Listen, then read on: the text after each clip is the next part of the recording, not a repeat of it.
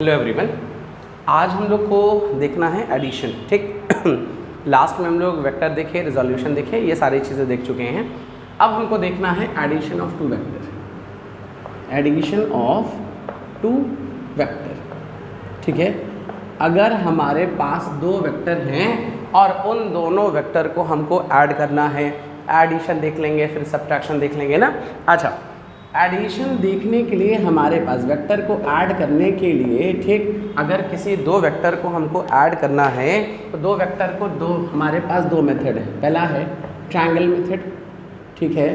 सबसे पहला है कौन सा? ट्रायंगल। उसके बाद है पैरेललोग्राम मेथड या law of parallelogram. Law of parallelogram, ठीक। किसी भी वेक्टर को ऐड करने के लिए, दो वेक्टर को ऐड करने के लिए हमारे पास दो मेथड हैं। एक ट्रायंगुलर मेथड है, ट्रायंगल मेथड है, एक हमारा लॉ ऑफ पैरेललोग्राम है, ठीक। तो सबसे पहले ट्रायंगल मेथड डिस्कस करते हैं, ठीक है। ट्रायंगल, ठीक है, ट्रायंगल मेथड, ठीक है। चलिए, ट्रायंगल मेथड भी बहुत इजी है, ठीक। जैसे एडिशन करेंगे उसी तरह कुछ सब्ट्रैक्शन भी कर लेंगे, लेकिन पहले एडिशन देखते हैं। जैसे मान लीजिए हमारे पास दो वेक्टर हैं, एक वेक्टर ए है, ठीक, और एक वेक्टर बी है, ठीक है। ये चीज़ है, ठीक है। और इन दोनों वेक्टर को ऐड करना है, ठीक। तो इनके एडिशन के लिए क्या करिए? सबसे पहले वेक्टर ए बना लीजिए, ठीक। वेक्टर ए बना लिया और वेक्टर बी के टेल को वेक्टर ए के हेड से कनेक्ट कर दीजिए। कनेक्ट कर दिया, ये वेक्टर बी हो गया, ठीक। और यहाँ पे ये जो ज्वाइन करने वाले वेक्टर ए का टेल और वेक्टर बी का जो हेड है, इसको ज्वाइन करने वाली लाइन हमारा रिजल्टेंट क्या बताएगा? आर। यही है, या रिजल्टेंट आर लिखिए या रिजल्टेंट सी लिखिए। और रिजल्टेंट सी की जो वैल्यू होगी वो वेक्टर ए प्लस कितना? वेक्टर बी, ये हमारा होगा, ठीक। फिर से बोल रहे हैं, अगर हमको सबसे पहले वेक्टर को ऐड करने के दो मेथड हैं। एक हमारा कौन कौन सा मेथड है? हमारा एक हमारा क्या है? ट्रायंगल मेथड है, एक law of parallelogram. Triangle method देख लेंगे। ट्रायंगल मेथड में वेक्टर ए के हेड को वेक्टर बी के टेल से जोड़ दें, तो वेक्टर ए का टेल वेक्टर बी के हेड को ज्वाइन करें, तो ये हमारा क्या बताएगा? रिजल्टेंट सी बताएगा। अच्छा, अब रिजल्टेंट सी की वैल्यू निकालनी है ना। जरा इसको ज्वाइन कर लीजिए, ऐसे ज्वाइन करिए इसको, ठीक है। ये लाइन हम ज्वाइन करते हैं, ठीक। ये एंगल क्या मान लिया? थीटा। सपोज है मान लिया थीटा। अच्छा, ये अगर थीटा को रिजॉल्व करें, बी को रिजॉल्व करते हैं, ठीक, तो यहाँ पे क्या आएगा? कॉस, और यहाँ पे क्या आएगा? साइन। तो ये वैल्यू कितनी हो जाएगी? बी साइन थीटा, और ये वैल्यू कितनी हो जाएगी? बी कॉस थीटा, ठीक। अगर रिजोल्यूशन ऑफ वेक्टर याद हो, जहाँ थीटा जुड़ा होता है वहाँ कॉस, उसके परपेंडिकुलर कौन आता है? साइन। तो अगर ये बी साइन थीटा तो ये भी कितना? B sine theta. अगर ऐसे नहीं याद आ रहा है, नहीं समझ में आ रहा है, तो ऐसे भी आप लोग कर सकते हो ना, कि इसको मान लेते हैं एक्स, इसको मान लेते हैं वाई, ठीक है। तो साइन थीटा की वैल्यू अगर निकालें तो sine theta is equal to perpendicular upon hypotenuse, मतलब वेक्टर बी। तो एक्स की वैल्यू कितनी आ जाएगी? वेक्टर बी साइन थीटा, ठीक। वैसे कॉस थीटा निकाल लें तो cos theta is equal to base upon hypotenuse, ठीक है। तो वाई बाई बी, तो ये वैल्यू आएगी B cos Y is equal to B cos theta.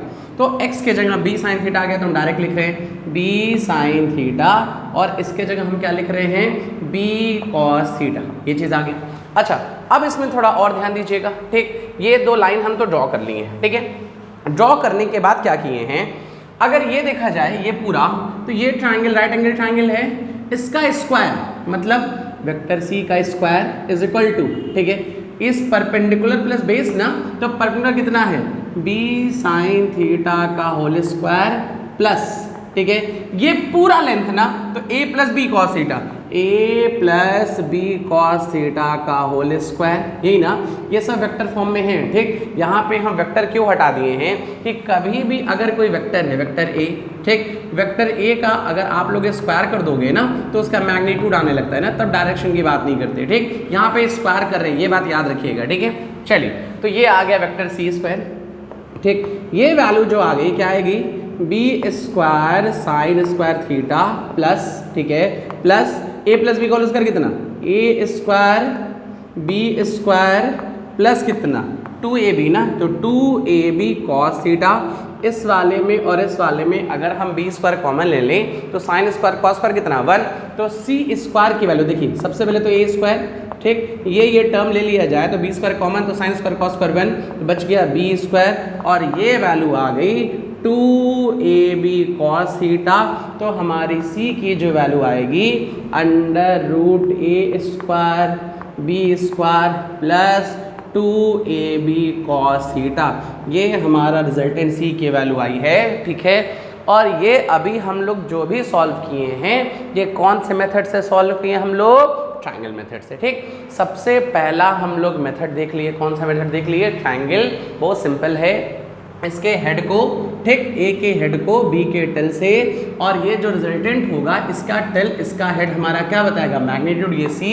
और या ऐसे भी लिख सकते हैं मॉड ऑफ सी, ठीक, इसका जो मैग्नीट्यूड होगा, ठीक है, ये जो इसका मैग्नीट्यूड है ना, इन दोनों की, वेक्टर ए और वेक्टर बी के सम के मैग्नीट्यूड के इक्वल होगा, जिसकी वैल्यू हम लोग लिख सकते हैं c = √a²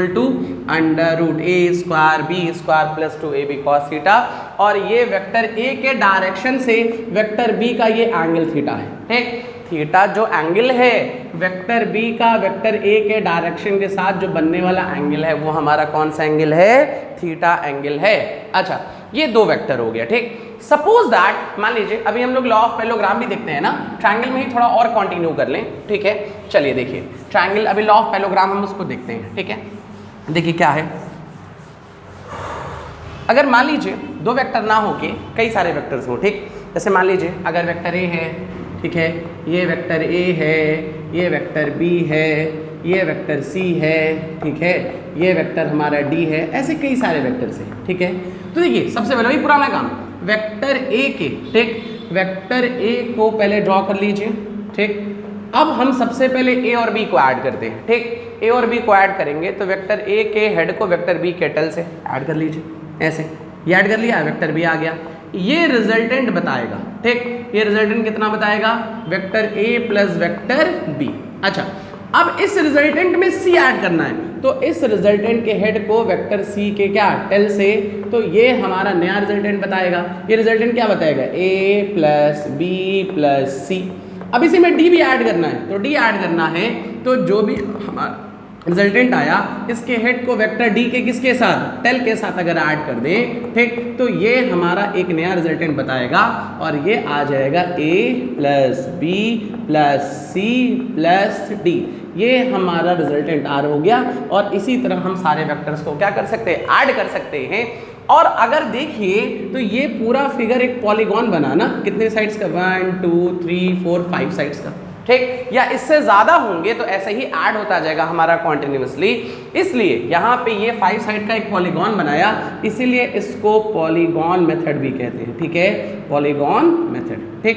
चलिए हमारे पास वेक्टर को ऐड करने के लिए हम ट्रायंगल मेथड देख लिए, दो वेक्टर ऐड करना हो तो, ठीक। फिर हमारे पास दो से ज़्यादा वेक्टर हो तो पॉलीगॉन मेथड देख लिए। अब हम आ जाते हैं लॉ ऑफ पैरेललोग्राम पे, तो मेरी बात ध्यान से समझिएगा, ठीक है। लॉ ऑफ पैरेललोग्राम में क्या करते हैं? सपोज दैट, ठीक है, लॉ ऑफ पैरेललोग्राम, ठीक है, लॉ ऑफ पैरेललोग्राम, ठीक है, ठीक। देखिए क्या है, अगर हमारे पास कोई वेक्टर ए है, ठीक है, ये वेक्टर ए है, और कोई हमारा वेक्टर बी है, ठीक। लॉ ऑफ पैरेललोग्राम क्या कहता है? इफ टू वेक्टर अलोंग, ठीक, along adjacent sides of parallelogram, then their diagonal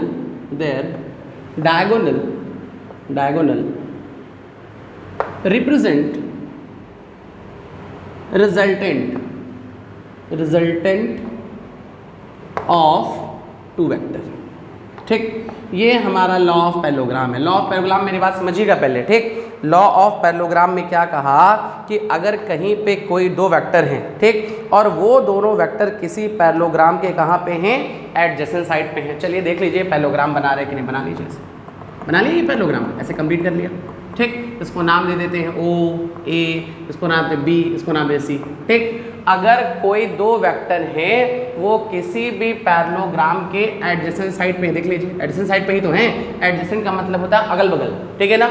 अगर ऐसा हो तो उनका जो डायगोनल होगा, ये जो डायगोनल होगा, ये डायगोनल रिजल्टेंट आर बताएगा।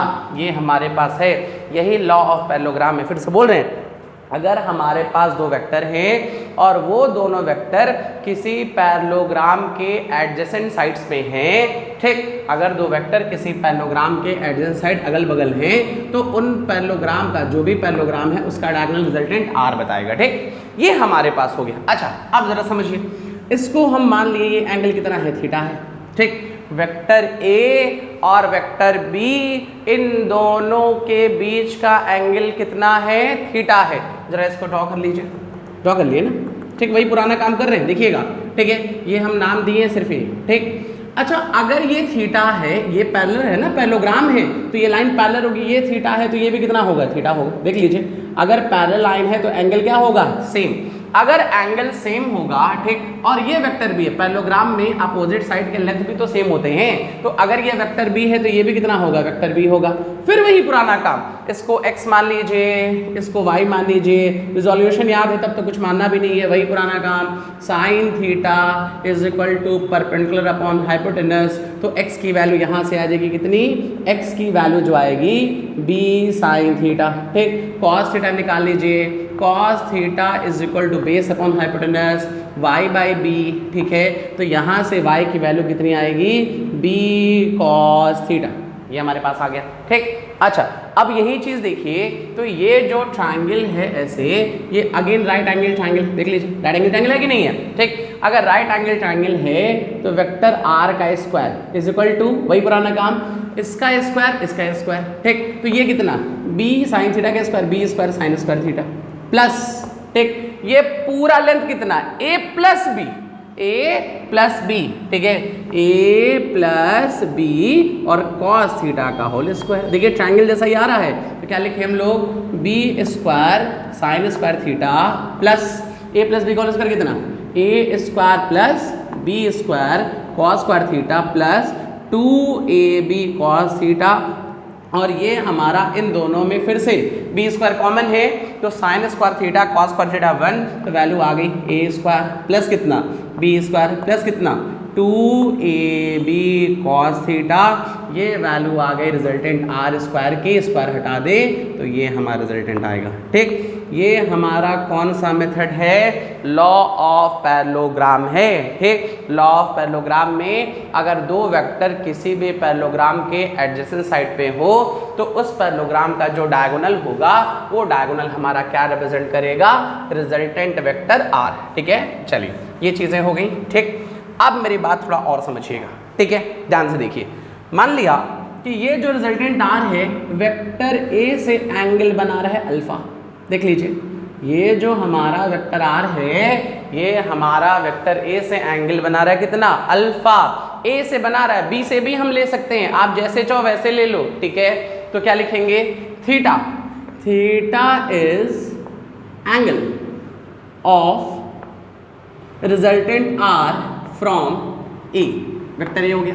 ठीक, अच्छा, अब अगर निकालते हैं tan अल्फा, ठीक है, तो tan alpha is equal to perpendicular. देखिए ये पूरा राइट एंगल ट्रायंगल है ना, तो परपेंडिकुलर मतलब कितना, b sine theta upon base, base का मतलब ये पूरा ना, क्या लिखेंगे, a plus B cos theta, और tan इधर बेस है ना, जो लोग नहीं जानते तो इसे जान लीजिए, जो लोग को स्टार्ट किए होंगे शायद ये सब ना जानते हो, अगर tan theta is equal to x लिखा होता है, ठीक, तो theta is equal to tan inverse x लिखते हैं, इसको इधर ट्रांसफर करते हैं ना तो माइनस आने लगता है। ठीक, तो यहाँ पे अल्फा की वैल्यू आ गई tan इनवर्स, ठीक, b sine theta upon a plus B cos theta, जहाँ पे अल्फा क्या है, अल्फा।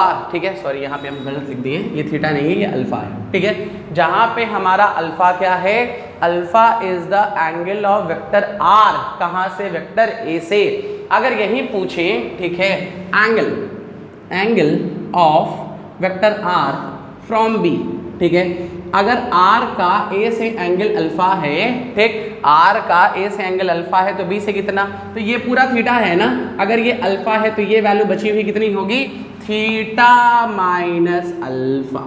देख लीजिए, ठीक। वेक्टर ए से अल्फा है तो वेक्टर बी से हमारा थीटा माइनस अल्फा हो गया।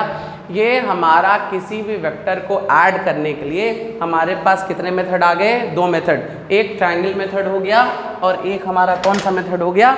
लॉ ऑफ पैरेललोग्राम मेथड हो गया, ठीक है। अच्छा, अब इसी पे आ जाइए और करते हैं, चलिए इसको रैप करते हैं, देखिएगा, देखिए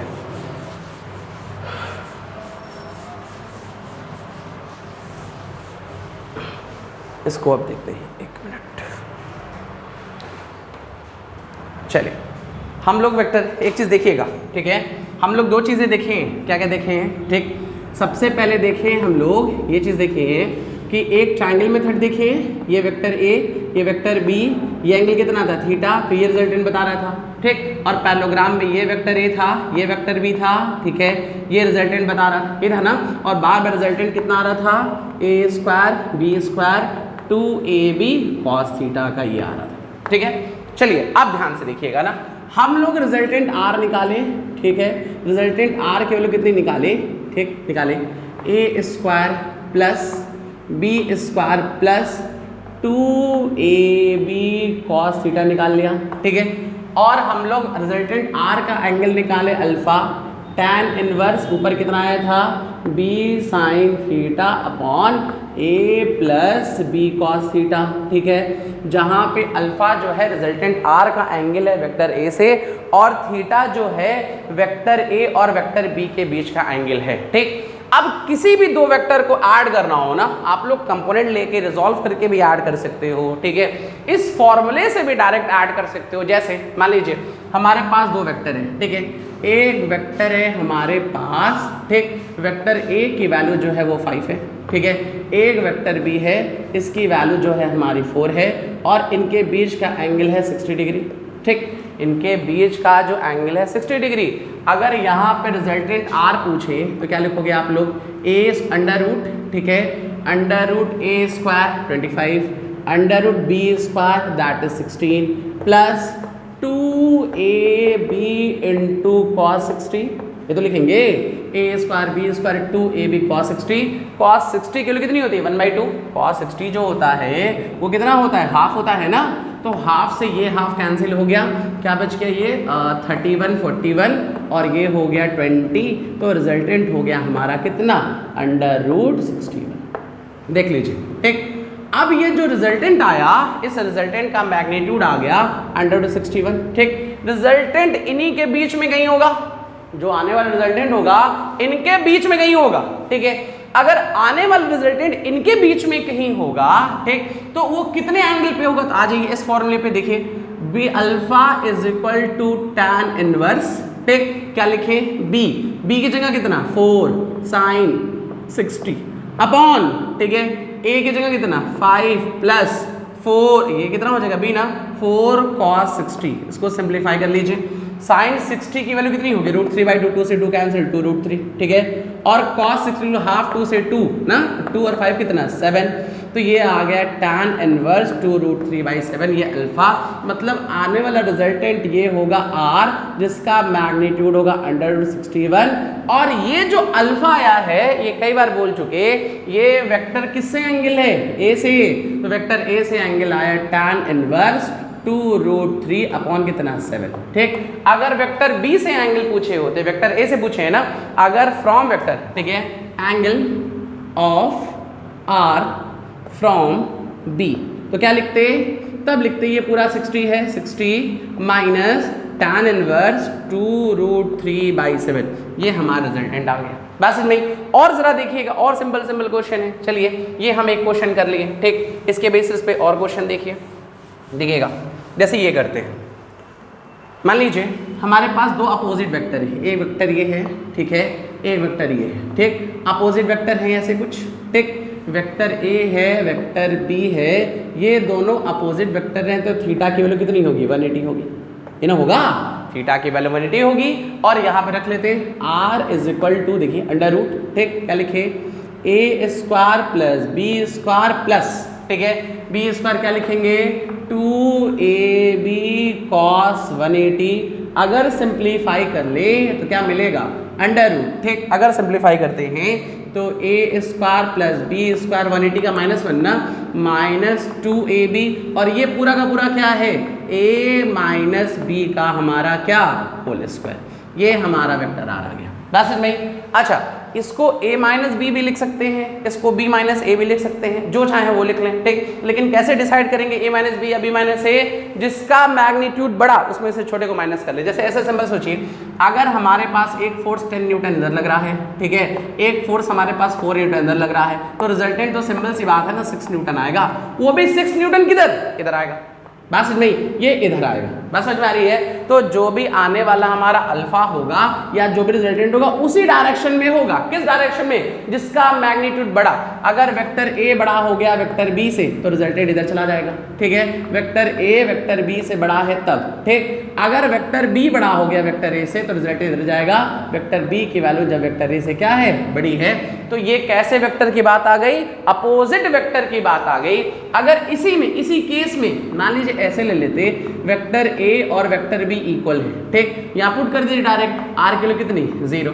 ये बैलेंस हो गया ना, दोनों के दोनों वेक्टर एक दूसरे से क्या हो गए, बैलेंस हो गए। मतलब किसी बॉडी पे, कोई बॉडी है, कोई ब्लॉक है, 10 न्यूटन से इधर खींच रहे हैं, 10 न्यूटन से इधर खींच रहे हैं, तो इसका रिजल्टेंट कितना आएगा, 0 आएगा। क्योंकि कितने वेक्टर हैं, दो वेक्टर हैं, इक्वल हैं और कैसे हैं, अपोजिट वेक्टर हैं। तो इस कंडीशन में ये आया।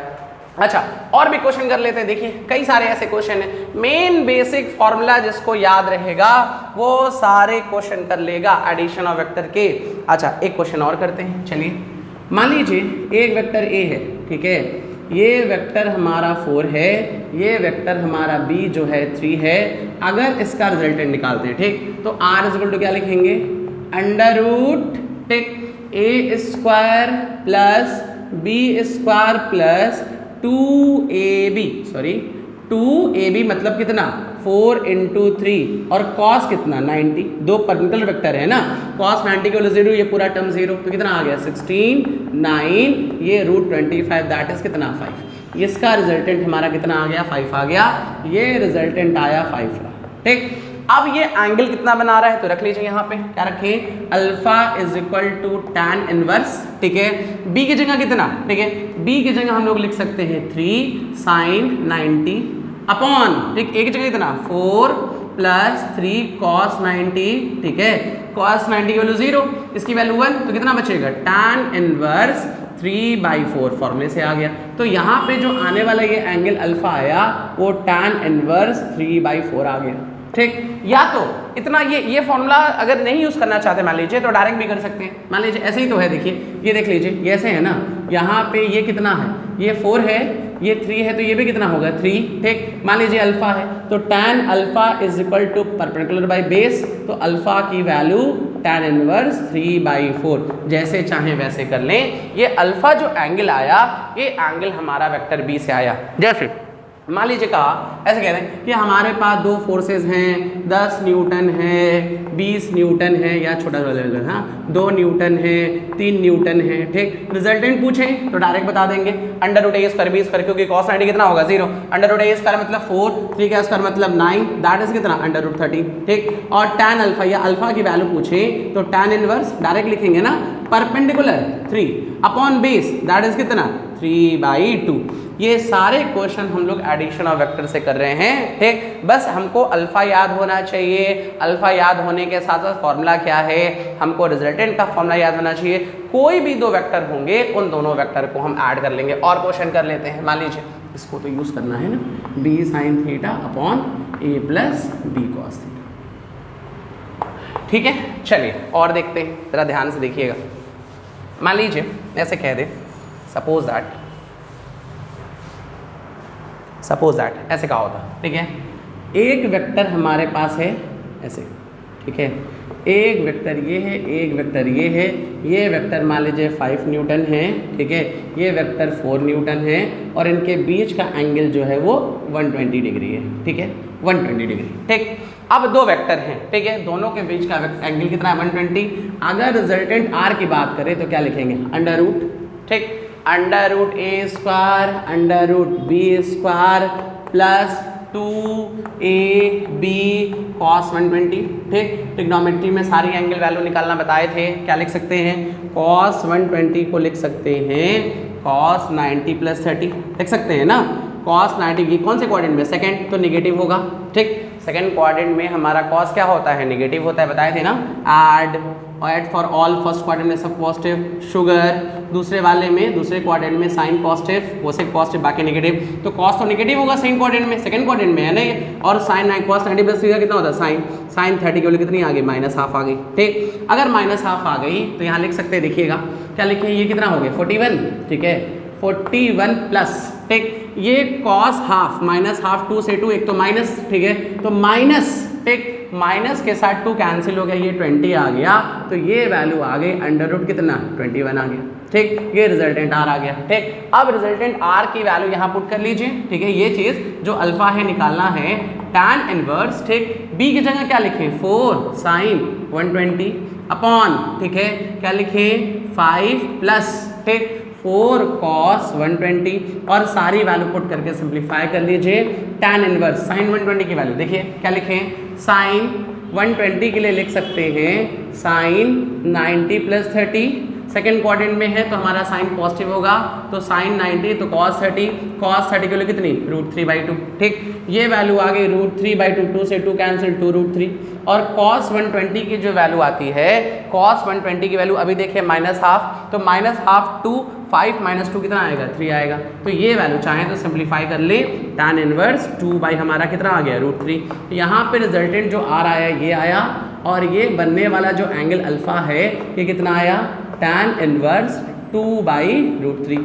ये भी सिंप्लीफाई कर लें। कभी भी हमको दो वेक्टर को ऐड करना है तो उनका हमको मैग्नीट्यूड पता हो, ठीक, उनके बीच का एंगल पता हो, तो उन सारे क्वेश्चन को हम लोग सॉल्व कर सकते हैं ना। चलिए एक क्वेश्चन और देखिएगा। अच्छा, यहाँ पे ये वैल्यू जो आई है, ठीक है, ये वैल्यू जो आ गई है, ये कितनी वैल्यू आई है हमारी, देखिए √21। ठीक, अगर हम एक फोर्स यहाँ पे भी लगा दें, ए वेक्टर यहाँ लगा दें, ठीक है, एक वेक्टर इसी डायरेक्शन में लगा दें और इतने ही मैग्नीट्यूड का वेक्टर सी लगा दें √21, तो ये 21 और ये 21 मैग्नीट्यूड में सेम है और डायरेक्शन कैसे हैं, अपोजिट हैं, तो आने वाला नेट जो होगा R नेट, अब वैल्यू कितनी होगी, 0। देख लीजिए। ठीक, अब आने वाला हमारा R जो होगा, R नेट कितना होगा, 0। चलिए एक क्वेश्चन और करते हैं इसी के बेसिस पे ना, देखिएगा क्या कह रहे हैं। मान लीजिए ऐसे करते हैं, देखिए, ठीक, जैसे मान लीजिए ऐसे कहा, कह रहा है वेक्टर A है, वेक्टर B है, ठीक, ये वेक्टर A है, ये वेक्टर B है, इसकी वैल्यू 10 न्यूटन फोर्स, चलिए 10 न्यूटन फोर्स इधर है, ठीक है, और इसका एंगल कितना है, 120 है। ठीक, चलिए निकाल लेते हैं R की वैल्यू ना। R की वैल्यू अगर निकालते हैं तो √, ठीक, √ क्या लिखेंगे हम लोग, A² 100, B² 100, ठीक है, 2AB, ठीक, 2A × B that is A2, A × B 10 × Q कितना 100, और cos कितनी वैल्यू, cos 120 देखे थे, cos कितना होगा 90 + 30, तो sin 30 माइनस में -½ ना, -½ ये वैल्यू आ गई। 2 से 2 कैंसिल हो गया, -100, देखिए बचा 100, 2 से 2 कैंसिल हो गया, माइनस के साथ 100, ठीक है, तो ये 100 से 100 कैंसिल हो गया, आ गया √10, 100 का रूट दैट इज 10। देख लीजिए, अगर दो वेक्टर इक्वल हैं और दोनों के बीच का एंगल 120 है तो इनका रिजल्टेंट जो आएगा वो भी हमारा 10 न्यूटन ही आएगा। रिजल्टेंट कितना न्यूटन आया, 10 न्यूटन। और यही चीज अगर हम अल्फा की वैल्यू निकालते हैं तो अल्फा की वैल्यू tan इनवर्स, ठीक है, यहाँ वैल्यू पुट कर लीजिए, 10 sin 120 अपॉन 10 + 10 cos 120, sin 120 की वैल्यू फिर से यही ना, sin 120 की वैल्यू वही चीज, क्या लिखेंगे 90 + 30 चेंज नहीं हुआ, cos 30 की वैल्यू √3/2, √3/2 तो कितना हो गया 5√3, tan इनवर्स कितना 5√3 अपॉन, ठीक है, इसकी वैल्यू कितनी -½ 2 से 5, 10 - 5 5 हो गया, ये कैंसिल हो गया, तो tan इनवर्स √3, और tan कितने की वैल्यू होती है √3, tan 60 की वैल्यू होती है, तो ये कैंसिल हो गया, ये वैल्यू आ गया 60 डिग्री, मतलब ये एंगल आएगा हमारा कितना 60 डिग्री। ठीक, ये चीज आया। ठीक है, दो वेक्टर हैं, ठीक, दो वेक्टर हैं, दोनों का मैग्नीट्यूड सेम है, दोनों के बीच का एंगल हमारा 120 है, तो रिजल्टेंट भी उतना ही आएगा और इनके एंगल बाइसेक्टर पे आएगा। ये बात याद रखिएगा। अच्छा, ऐसे कह सकते हैं, चाहे तो हम लोग ये लिख सकते हैं, यहां से ये रब कर रहे हैं ना, देखिए यहां से, देखिए यहां से ये रब कर रहे हैं। मान लीजिए ऐसे कहा, ठीक है, कि अगर हमारे पास दो वेक्टर है, ऐसे ही मान लीजिए एक वेक्टर ये है, एक वेक्टर ये है, वेक्टर ए है, ये भी वेक्टर ए है, और इनके बीच का एंगल कितना है 120। ठीक, वैसे ही क्वेश्चन है ना, तो इनका रिजल्टेंट जो आर होगा वो भी हमारा वेक्टर ए ही होगा, और कितने डिग्री पे होगा, 60 डिग्री पे होगा। बस इसमें दो इक्वल वेक्टर अगर 120 पे हो तो उनका रिजल्टेंट उसके आर के ही इक्वल होता है, और कहाँ पे होता है, कितने एंगल पे, इनके एंगल बाइसेक्टर पे। ये हो गया। अच्छा, अब कहा, ठीक है, कैसे कहा, ठीक, how many minimum number of non zero vector are required for resultant 0। ठीक है, हमको कितने ऑन अ प्लेन, ठीक है, किसी प्लेन पे, कोई अगर एक प्लेन है, ठीक है, मान लीजिए एक प्लेन मतलब 2 डायमेंशन, ठीक, 2 डायमेंशन पे, ठीक, एक प्लेन पे हमको कितने मिनिमम नंबर ऑफ वेक्टर चाहिए। ठीक है, क्या करने के लिए, रिजल्टेंट। सिर्फ क्वेश्चन में कहा नॉन जीरो, मतलब जो भी वेक्टर है वो जीरो नहीं है, और मैग्नीट्यूड इक्वल के बारे में नहीं कहा। ठीक, मतलब कि हमको vector a b c d कितने चाहिए ताकि इनका रिजल्टेंट जीरो हो जाए। चलिए मान लीजिए एक वेक्टर ए ये है, ठीक, एक वेक्टर बी ये है, ठीक है, अगर इनका मैग्नीट्यूड इक्वल नहीं है, ठीक, इनका मैग्नीट्यूड इक्वल नहीं है, तो इन दोनों वेक्टर को किसी भी तरह से ऐड कर दीजिए, इनका रिजल्टेंट कभी भी जीरो नहीं आएगा। फिर से बोल रहे हैं, अगर हमारे पास दो वेक्टर हैं और वेक्टर ए का और वेक्टर बी का मैग्नीट्यूड इक्वल नहीं है, तो इनका रिजल्टेंट कभी भी जीरो नहीं होगा। अगर इनका मैग्नीट्यूड इक्वल होता तो वेक्टर ए इधर, वेक्टर बी इधर, दोनों एक दूसरे से कैंसिल, आर कितना होता, जीरो। लेकिन क्वेश्चन में ऐसा कुछ नहीं कहा। ठीक, क्वेश्चन में ऐसा कुछ नहीं कहा है कि इनके मैग्नीट्यूड इक्वल हैं, मैग्नीट्यूड इक्वल नहीं है, तो वेक्टर ए और वेक्टर बी का रिजल्टेंट आर यहाँ कहीं होगा। ठीक, ये वेक्टर आर होगा, और इसको बैलेंस करने के लिए अपने पास से एक वेक्टर सी लगाए। देखिए, वेक्टर ए था, वेक्टर बी था, इनका रिजल्टेंट इक्वल नहीं है, इक्वल होते तो अपोजिट वेक्टर मिलके जीरो हो जाता, लेकिन ये इक्वल वेक्टर नहीं है, तो इनका रिजल्टेंट कितना आया, आर आ गया। ठीक, अब ये आर की वैल्यू को न्यूट्रलाइज करने के लिए हम अपने पास से वेक्टर एक और लगाए।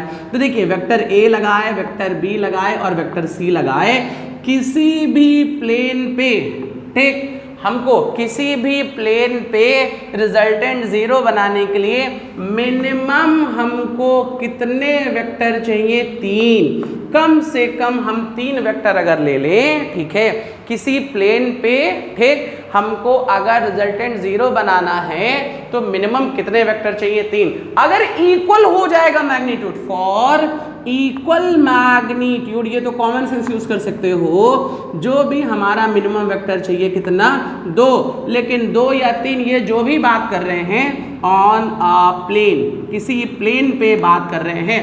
प्लेन पे बात करने का मतलब एरोप्लेन नहीं, 2 डायमेंशनल प्लेन। ठीक है, किसी 2 डायमेंशनल सरफेस पे एटलीस्ट हमको 3 चाहिए जब मैग्नीट्यूड अलग अलग है और तीनों नॉन जीरो है, इनमें से किसी का भी मैग्नीट्यूड जीरो के इक्वल नहीं है।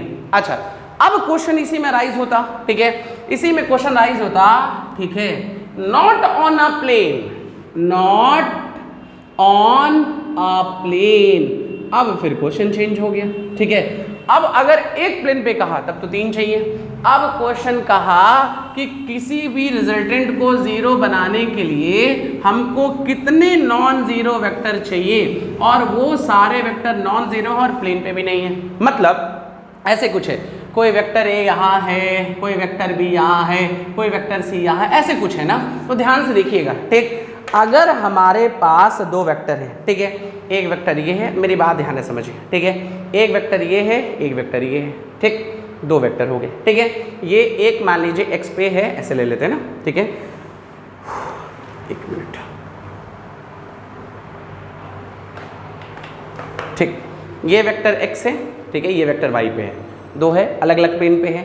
ये हमारे पास तीसरा वेक्टर है, ऐसे कुछ है कि नहीं। अब तीनों के तीनों वेक्टर देखिए अलग अलग प्लेन पे हैं, तीनों के तीनों वेक्टर अलग अलग प्लेन पे हैं, अलग प्लेन पे हैं, तो इनका रिजल्टेंट यहाँ कहीं होगा, देख लीजिएगा, इनका रिजल्टेंट यहाँ कहीं होगा।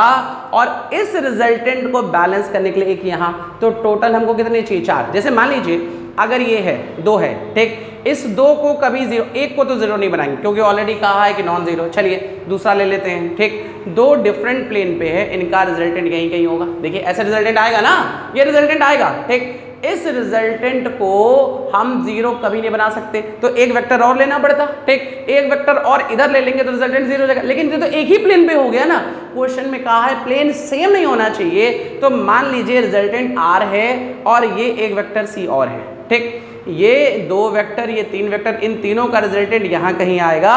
और इस रिजल्टेंट आर को बैलेंस करने के लिए एक चौथा वेक्टर यहाँ, देख लीजिए सबका प्लेन अलग है, तो मिनिमम हमको चार वेक्टर चाहिए। और समझिए, अगर नई कॉन्सेप्ट समझ में आ रहा है तो कुछ ऐसे समझिए, देखिएगा,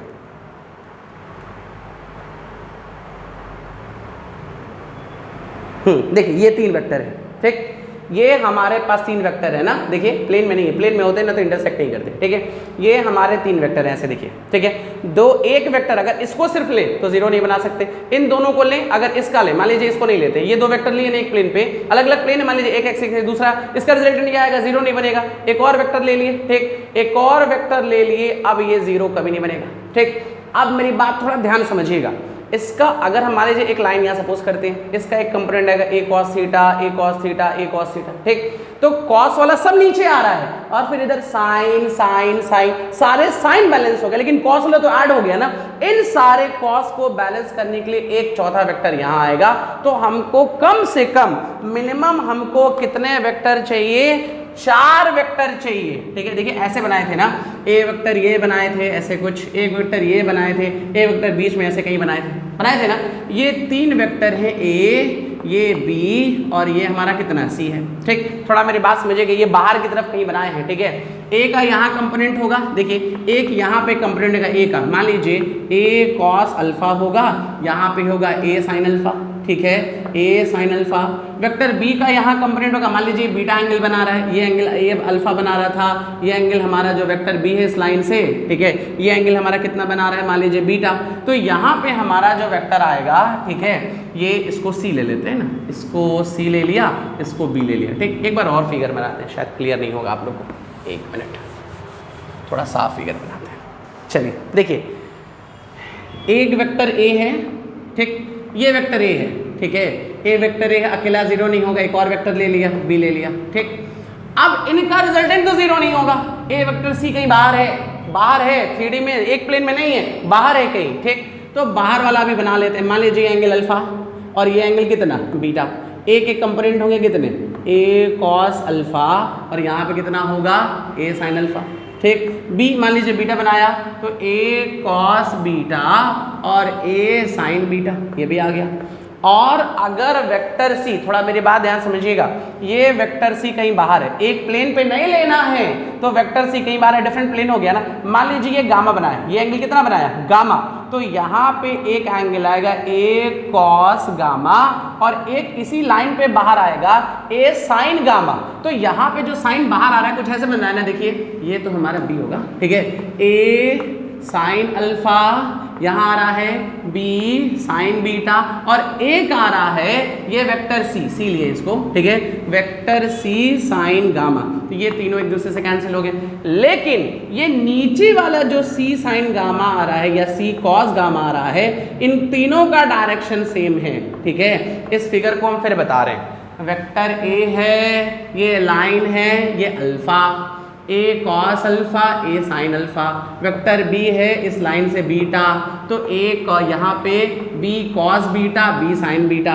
एक वेक्टर सी लिए हैं जो एंगल गामा बना रहा है, ठीक, तो यहाँ पे आ गया हमारा क्या सी साइन गामा और यहाँ पे सी कॉस गामा, एक ऊपर सी साइन गामा आएगा ना, बाहर इसमें बन नहीं पाएगा इसलिए यहाँ पे बनाए हैं। ये तीनों तो बैलेंस हो गए, एक दूसरे से कैंसिल हो गया, चलिए किसी तरह कैंसिल हो गया, ठीक। लेकिन ये जो 3 वाला है ये 3 कैंसिल नहीं हो पाएगा, ठीक, ये 3 वाला कैंसिल नहीं हो पाएगा, तो इसको कैंसिल करने के लिए ऊपर की तरफ एक वेक्टर चाहिए, वेक्टर डी, ठीक, तब जाके ये वाला कंपोनेंट इससे हमारा कैंसिल होगा। देखिए अलग अलग प्लेन पे ना हॉरिजॉन्टल जो भी ये वाला कंपोनेंट आ रहा है ये बैलेंस नहीं होता, इसलिए चौथा वेक्टर ले रहे हैं। तो हमको मिनिमम कितने वेक्टर चाहिए, 4, ठीक है। नॉन जीरो अनइक्वल वेक्टर हमको अगर रिजल्टेंट 0 बनाना है, अगर एक प्लेन पे बनाना है तब तो 3 चाहिए, ठीक है, प्लेन पे बनाना हो तो 3, लेकिन अगर डिफरेंट प्लेन पे बनाना हो तो कितने चाहिए, हमको 4 वेक्टर चाहिए। बस समझ में, ये हमारा नेक पूरा हो गया एडिशन। एक क्वेश्चन और, या क्वेश्चन क्या, एक और टॉपिक देखिए। जो बर्ड्स होती हैं, ठीक है, चिड़िया, ठीक है, वो ऐसे कुछ, ठीक, उनका ये पंख ऐसे होते हैं, ठीक, ऐसे ये पंख ऐसे होता है, ठीक है। अब हम चिड़िया नहीं बना सकते, ठीक, ये कुछ ऐसे फिदर होता है उनका, ठीक है, ये ऐसे कुछ फिदर, ठीक है, ये ऐसे चिड़िया होती है, ठीक है, ये ऐसे चली हुई चिड़िया, ठीक। अब वो जो ऐसे है ना, ऐसे होती है, ये पीछे ऐसे लगाती है और जैसे पंख उसका पीछे जाता है, उसके जो विंग्स होते हैं पीछे जैसे जाते हैं, वो तुरंत आगे चली जाती है। क्यों, वहां भी वेक्टर एडिशन लगता है। देखिए एक पीछे फोर्स लगाई F1, ठीक, एक पीछे फोर्स लगाई F2, ठीक है, तो ये अपनी बॉडी से एक फोर्स लगाई F1 पे लगाई, एक फोर्स लगाई F2 पे लगाई, मान लीजिए ये कितने एंगल पे लगाई, थीटा, तो इसका जो नेट फोर्स आएगा वो √F1 का स्क्वायर F2 का square 2F1 F2 cos theta, ये रिजल्टेंट फोर्स F पीछे आएगा ना। इनका रिजल्ट देखिए, ये पैरेललोग्राम के डायगोनल ये साइड्स पे तो है, ये रिजल्टेंट अगर ये फोर्स पीछे लगाएगी तो एक्शन रिएक्शन की वजह से अगर पीछे फोर्स लग रहा है तो उतना ही force, equal force opposite direction में आगे की तरफ भी लगेगा, जिसकी वजह से ये बर्ड्स आगे चले जाएगी। बस इनमें तो वेक्टर एडिशन बर्ड्स के विंग में भी अप्लाई होता है, कई जगह है। तो आज हम लोग ये देखें कि अगर 2 वेक्टर क्वांटिटी को ऐड करना है, ठीक, तो 2 वेक्टर क्वांटिटी को ऐड करने के लिए कौन कौन सा मेथड, ट्रायंगल मेथड, ट्रायंगल में वेक्टर ए वेक्टर बी या एंगल थीटा, तो a² b² + 2ab cos theta, parallelogram में वेक्टर ए वेक्टर बी, ठीक है, और ये दोनों वेक्टर थीटा एंगल पे, तो इसका डायगोनल रिजल्टेंट बताएगा क्या होगा, इसकी value a² b² √a² b² 2ab cos theta, ये बनने वाला एंगल अल्फा है, tan इनवर्स कितना b sin theta on a + b cos theta. किसी के बुक में हो सकता है ये b ना दिया, जैसे हम निकाले थे ना tan inverse b sin theta upon a + b cos theta, हम ये निकाले थे ना। किसी के बुक में हो सकता है a ऊपर दिया हो, यहाँ पे b दिया हो, ठीक, तो हम इस नीचे वाले को a माने हैं, उसको b माने हैं। हो सकता है बुक में ऐसे सॉल्व किया हो, इसको b माना हो, इसको a माना हो, बात समझ में, तो उसके लिए परेशान नहीं होंगे, ओवरऑल सेम रहेगा ना। अच्छा, अब एक चीज़ और देखिएगा, ठीक है, एक चीज़ और, चलिए वेक्टर एडिशन हो गया, ठीक है, हम लोग वेक्टर एडिशन पूरा देख लिए, ठीक। अब एक चीज़ और देखिए, ठीक, वेक्टर, ठीक है, क्या होता है वेक्टर, ठीक है, हम लोग बिल्कुल स्टार्टिंग में पढ़े थे कि डायरेक्शन और मैग्नीट्यूड के बेसिस पे जो भी फिजिकल क्वांटिटीज़ होती हैं, ठीक है, वो फिजिकल क्वांटिटी स्केलर होती हैं, वेक्टर होती हैं। इसमें मैग्नीट्यूड होता है, इसमें हमारा डायरेक्शन भी होता है, ठीक, और भी क्वांटिटीज़ होती हैं, टेंसर, ठीक है, वैसे टेंसर आप लोग को पढ़ना नहीं है, ठीक। एक्चुअली क्या होता है ना कि जितना भी हम लोग फिजिकल क्वांटिटी पढ़ते हैं, ठीक, जो भी फिजिकल क्वांटिटी पढ़ते हैं वो सारी की सारी फिजिकल क्वांटिटी टेंसर ही होता है, ठीक है। लेकिन अगर टेंसर का ऑर्डर हम 0 कर दें, ठीक है, टेंसर का ऑर्डर 0 कर दें तो उसको स्केलर कहते हैं, ठीक। टेंसर का ऑर्डर अगर 1 कह दें तो उसको वेक्टर कहते हैं।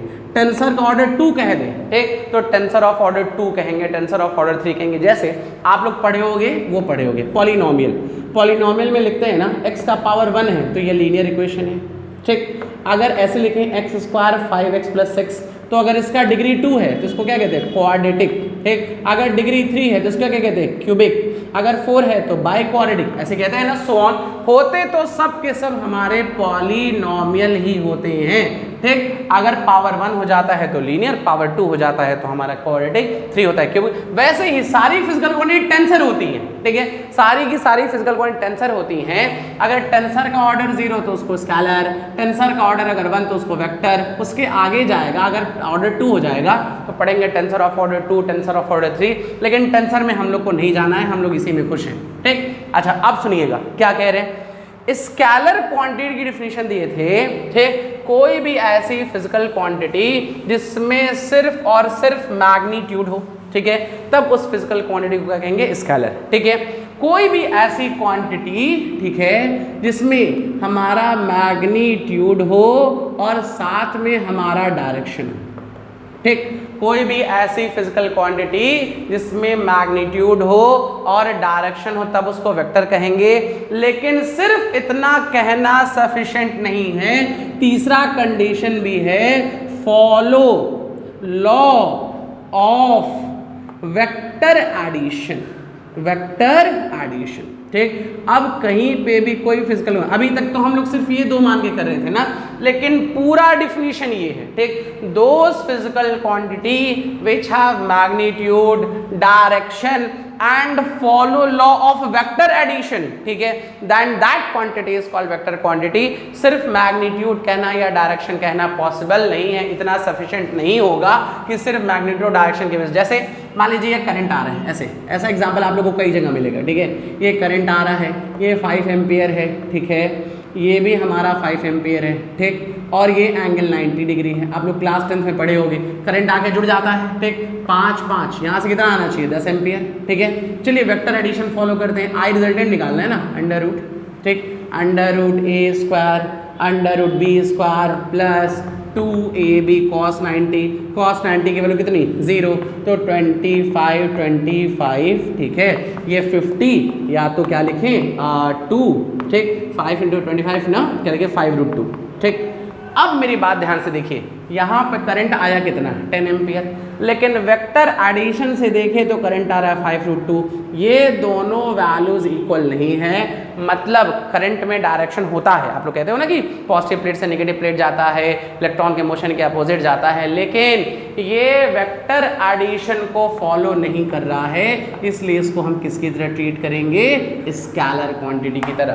तो याद रखेंगे अब वेक्टर की डिफिनेशन, क्या याद रखेंगे, those physical quantity which have magnitude, direction and follow vector addition, ठीक है, या लॉ ऑफ वेक्टर एडिशन, तब उस फिजिकल क्वांटिटी को हम लोग क्या कहेंगे, वेक्टर है, अदरवाइज वो हमारी वेक्टर क्वांटिटी नहीं है। आज हम लोग एडिशन पढ़े हैं, ट्रायंगल मेथड पढ़े हैं, हम लोग लॉ ऑफ पैरेललोग्राम पढ़े, और ट्रायंगल मेथड या लॉ ऑफ पैरेललोग्राम हम लोग तभी लगाएंगे जब 2 वेक्टर दिए हों, दोनों में रिजल्टेंट कितना आ रहा था, a² + b² + 2ab cos θ का रूट, और पैरेललोग्राम में वेक्टर जो रिजल्टेंट r था, ठीक है, r का वेक्टर a से जो एंगल आ रहा था alpha, tan inverse b sin θ upon a + b cos θ आ रहा था। अगर यही चीज़ हम वेक्टर b से एंगल ले लेते तो थीटा माइनस अल्फा, और अगर 2 से ज़्यादा वेक्टर होगा तो पॉलीगॉन मेथड ऐड करेंगे। पॉलीगॉन मेथड में क्या, हेड को टेल से जोड़ते जाएंगे, लास्ट का इनिशियल सबसे पहले वाले का टेल और सबसे लास्ट वाले का हेड जो होगा रिजल्टेंट बताएगा, a + b + c d e f जो भी, और वो जो पूरा फिगर बनता है पॉलीगॉन जैसा बनता है, इसलिए इस मेथड को क्या कहते हैं, पॉलीगॉन मेथड।